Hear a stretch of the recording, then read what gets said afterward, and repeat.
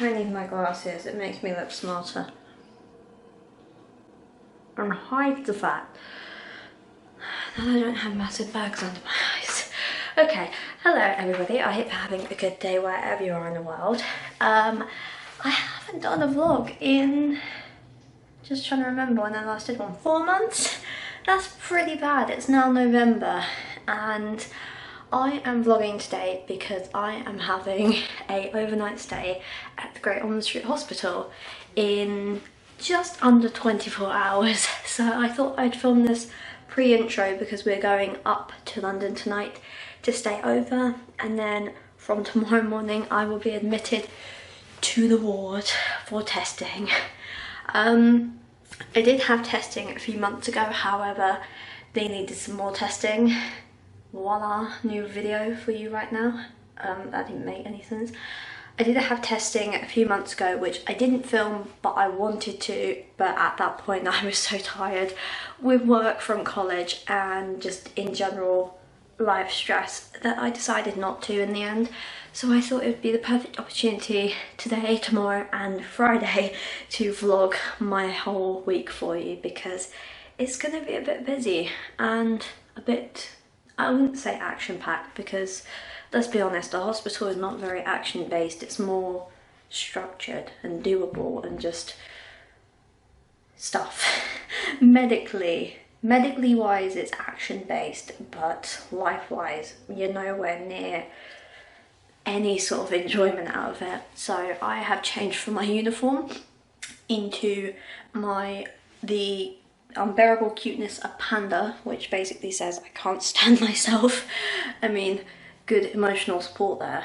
I absolutely love this top, and the fact I've had it for about 4 years is kind of pushing on boundaries. It is actually growing quite nice into it. So I'm going to leave you here because I have to get ready and I have to catch a train soon, and I'm very tired and I'm just a bit lethargic, and I think someone's given me a cold about 24 hours before I've been admitted, so I feel great now.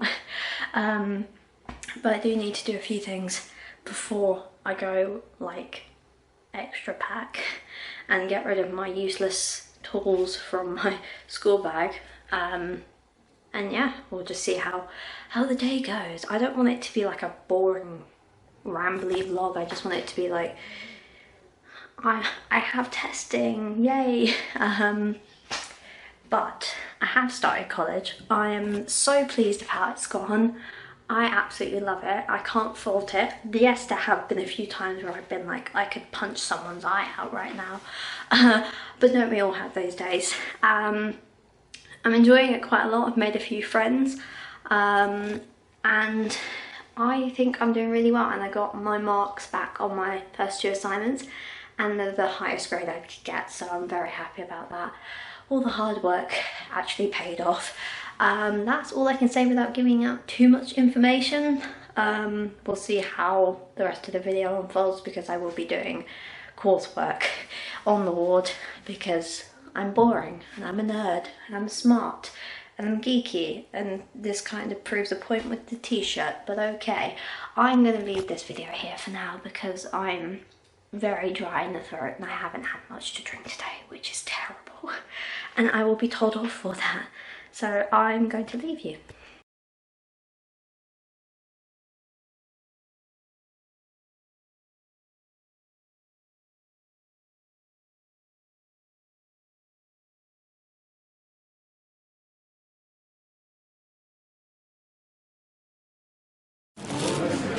My morning breakfast after being up for nearly 6 hours at 3 AM, so I feel good, tired, lethargic, and a nice big old chunky water to get that down into my veins.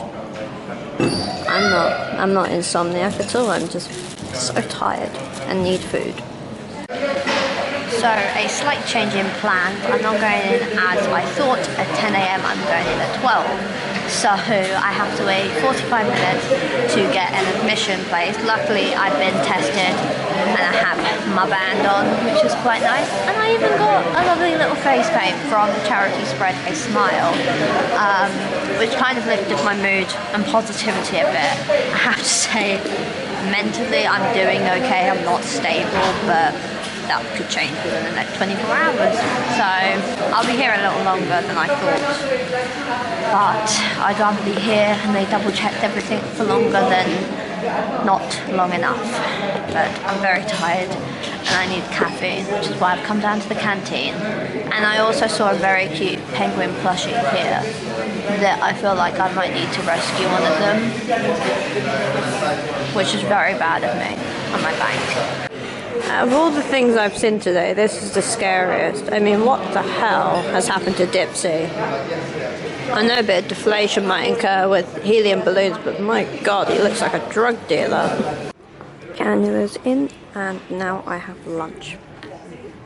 Very straight on. Hello, it's been 2 days since I last filmed anything, and you're probably wondering there's a lack of video footage from the hospital, and I'm really sorry about that. I didn't film a lot, which for me is very unusual, but I think because it was so busy and there was no private area really to film, there was not a lot I could do to film that wasn't in the public area or public eye. So I do apologise that I haven't filmed an awful lot from Great Ormond Street, but I will give you a recap of what's happened since then. So it's been 2 days, it's now Sunday, and I am exhausted. So the whole testing period was from Thursday until Friday, and basically they were testing my cortisol levels. Now, if you don't know what cortisol is, it's a hormone excreted from the adrenal gland. So you have your kidneys, and then on top of that is the adrenal gland. Now, your adrenal gland controls the hormone cortisol and adrenaline. So basically, when you're in a situation, your body goes into fight or flight mode. That's the adrenaline kicking in. So you make a decision whether to fly off and not go back, or you will stand your stance and fight. That is the fight or flight hormone, adrenaline. Now, cortisol and adrenaline, correct me if I'm wrong, are very similar. However, they do different things to the body. So I don't know an awful lot about cortisol, so I could be talking a load of rubbish. I've done my research, so I vaguely know where I'm talking, what I'm talking about, not where I'm talking about. So to give you a recap, when I was 2, I had neuroblastoma. Now, the neuroblastoma grew on my adrenal glands. They removed one adrenal gland during surgery, and since then it's never been questioned if I have problems with my adrenal gland, because sometimes people can function really well with just one organ, you know. I've heard people can live with part of their liver or one of their kidneys, but they still need to keep a regular eye on them. So there are a lot of different factors in this to consider. Because it's been so long since treatment, they don't know how well my adrenal gland actually works, which is why in September I had 1 day period testing. So that was me going into Great Ormond Street, having a cannula inserted, being injected with cortisol, and them testing me for every 45 minutes to 30 to 15 to 10 to 5 to every 2 minutes. So it was a very structured period. The results came back that my levels were low, but because they didn't do it in the morning, they did it in the afternoon. They didn't really know if that was normal or whether it was just the confliction in the time of the day, because stupidly, cortisol is the only hormone that you can't test in the afternoon. You have to test it in the morning, otherwise the results will counteract in it being void, which is very stupid that a human body does that. So I then got asked if I would go to a 24-hour testing period where they could monitor the cortisol levels for 24 hours. Now, the bummer in this was that I didn't get admitted until 12 o'clock. I'd meant to go in at 10 so they could start doing the testing in the morning. However, I got admitted at 12 due to very long delays in the hospital, which I cannot fault. The staff were lovely, but it was very busy. And there was a lot of people needing admissions that day. So I did stay in for a longer period than I thought. However, I had all the testing done and I feel okay, but on the day after I had all the testing, everything was done, I felt rubbish. So for a lot of you, you probably never had even one blood test, which is fine. You're lucky. You know, you live a good life if you don't need a blood test. Unfortunately, I'm so used to them and having cannulas inserted in various different places that I am now just so used to being pricked with by needles and just by injections and stuff like that. So I'm so used to having these things and procedures done that I'm numb to it. And unfortunately, I discovered a side effect of having 12 blood tests in 24 hours. I think that's the maths on how it works. Yeah, 12 blood tests in 24 hours and very little sleep. So I got a bit anemic, and when you're anemic, your body kind of goes into the state of drunkenness, really, and you basically feel very faint. You can't really process a lot of things. Your speech goes quite slurred, or in my case it does anyway. And yeah, I felt very drunk, very sort of tetchy as well, and I was asked to eat food. I was asked to like keep my hydration up, which I did. I do anyway. So yeah, if you have no idea what you feel like after one blood test, think about 12 in 24 hours. That's always nice to know. And I think I had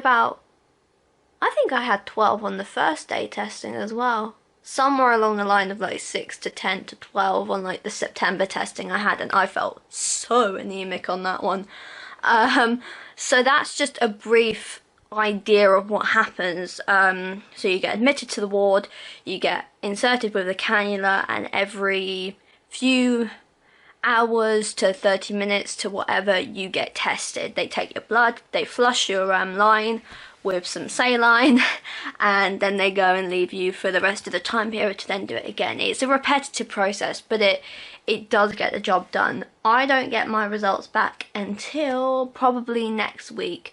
So if the results come back low, a doctor will be putting me on some medication to try and boost the cortisol levels. I've been researching different medications that you can take. I don't know exactly how many you have to take. I've heard of a few different ones, like hormone replacements and stuff like that, so it's just a matter of a waiting game really, and just finding out what's wrong, because I think cortisol and adrenaline are the two hormones that I lack quite a lot. And since going on HRT for infertility, it has had a massive impact in that area. So I do get very anxious, very depressed very quickly, and I do get panicky in situations where a normal person wouldn't. It kind of ties in with mental health, but at this point I'm well mentally, but the anxiety is still there. So hopefully I will get some answers, and I would really like to, because I need to get on with my life. I have college now, I have friends that I'd like to go and visit and see, and my health is lacking, primarily due to the fact that I'm low in and deficient in quite a lot of things. So yeah, I hope that's been an okay recatch up for you. If you are interested in knowing about the testing, mainly the testing is for something called Addison's disease, which is where your adrenal gland doesn't excrete the hormones it needs to, and it lacks very much in doing so. And it's not rare and it's not common, it's very just neutral. Quite a few people have it and they still live their lives completely fine. It's not anything major, it's just another condition on top of that, and so that's what I've been tested for, and a few other things as well, but it's just another thing, isn't it? I'm already having a bit of a crappy year, so I might as well just add something to the list. But yeah, so if you are interested in knowing on how all the procedures work, I will link the NHS website for you to go and visit and to have a look at, and just basically understand and know what they're doing. I'm doing okay. I can't lie. I'm feeling a little bit better, but my insomnia is kind of killing me over the past few days because we stayed in a patient parent hotel the night before I was admitted. And I've got to be honest, it's the worst night's sleep I've ever had. And I thought my insomnia was bad at home. It was terrible. Our key broke on that night as well. We were locked out, so we had to call a locksmith. And it was freezing cold, and I kid you not, I was actually frozen. So yeah, that was alright. The night as I admitted, it was fine. I just kept getting woken up by this poor nurse who had to take my blood every 2 hours. So I didn't have a good sleep, but I got some, which I can't complain about. Not many people get sleep in Bay wards, and I understand why. But yeah, so this is kind of a recatch up just to let you guys know what's going on, because looking back at the video you're probably thinking that's like 5 minutes of footage, nothing's wrong with her. That's all I can say for now really, without just sort of over talking about the stuff that I've already talked about. I actually need to edit this video and I need to get on with my assignment because I have one due in 2 weeks. I'm nearly there. Are just tedious things to catch up on. And yeah, that's all I can say really. So thank you for watching. If you've stayed this long, that's fine. I don't care. But thank you for watching. I really appreciate it. Give it a like. And subscribe, because, you know, if you want to follow more of my story, which I probably will announce further in the future, that's fine as well. And yeah, I will see you whenever I see you next, because this whole new life has just taken its leap, and life out of me is the only way to describe it. I mean, college is like a new thing, and I don't get a free day, so I'll see you whenever I see you. Probably not for Vlogmas, but I will be doing something during December. Who knows what that is? I don't, because I'm still crapping myself over the fact that I have so much work to do and so little time. Oh, the joys of being an adult. But yeah, I will see you very soon. Bye guys.